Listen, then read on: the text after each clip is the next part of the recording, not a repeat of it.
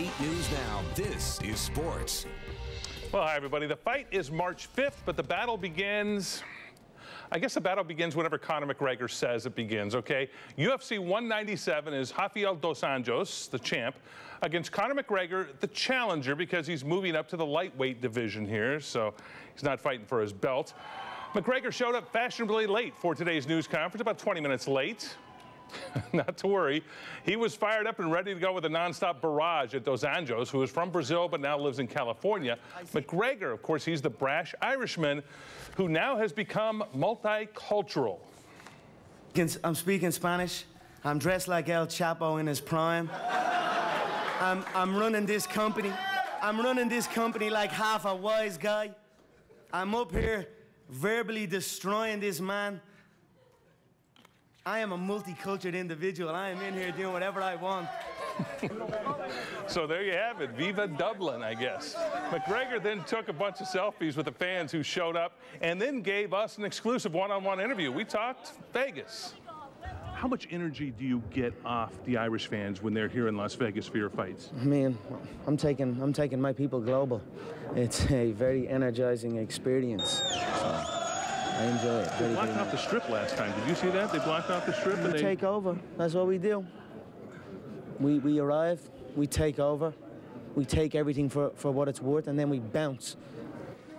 Now, bounce, what does that mean? That means leave, doesn't it? I think, leave. Okay, then the stare down. McGregor wore his glasses, then took them off for that stare down. Then after everything was said and done, oh, they stared at that. Great stare down here. Then he offered to shake his opponent's hand, which he did not take the bait, which that's what that was. That was bait right there.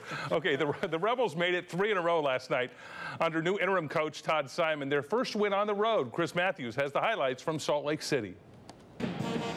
The Aggie flags were waving. Utah State feeling pretty good, having won 2 straight conference games, one being at Colorado State. But UNLV has the league's second-best defense, third-best offense, and the Rebs coming off 2 straight impressive home wins. Nip and tuck first half with the lead changing hands 13 times. Rebels' game plan was to attack the basket, and that's what they did. Derek Jones with 12 first-half points. But UNLV trailed 36-35 at the break. Our first half wasn't our best effort.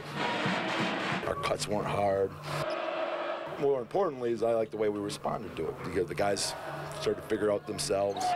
After a sluggish first half, the Rebels really turned it up in that second half. They jumped out to an 18-point lead at one time. 5 Rebels finished in double figures. Rebels go to work with 9 layups in the final 20. They hit 4 3-pointers. Jordan Cornish, corner 3, gives UNLV a 16-point lead. Their largest was 18. The second half I loved. We came out a little angry, a little foaming at the mouth, and picked that pressure back up, and that's how we're going to play. So we can get those little stretches, those little runs where we get up and down, start hitting open threes in transition and stuff at the rim. We're really hard to stop. Jones and Dwayne Morgan went on the attack, and they combined for 34 points. UNLV 46 points in the paint. Even the Aggie Stormtroopers were in awe. Coach and staff did a good job with the game plan, told us everything we need to know, how they guarded, the percentages in the paint, and, you want to take advantage of it. They flipped the switch with 23 fast break points. After that 18-point lead, UNLV digs in, didn't allow the Aggies to get closer than 8, and UNLV ends up winning by 12, 80-68. That's now 3 in a row for the Rebs. It was a big game for us because, we went through a little slump, but we back, and we had to get the job done, and we did. It nearly was a picture-perfect second half for UNLV as they pick up their first conference road win of the season. Probably the only negative of the night. Following the game, the Rebels had to jump on a bus and travel through rain, sleet, and snow to get back here to Salt Lake City. And then this morning, they left for Las Vegas. Reporting from Salt Lake, Chris Matthews, 8 Sports Now. And they play at Reno on Sabado. I'm multicultural. I'm half a wise guy. All you need is the shirt. And yeah, that's right, and the glasses. I could be El Chapo in his prime if I needed to be. I like it.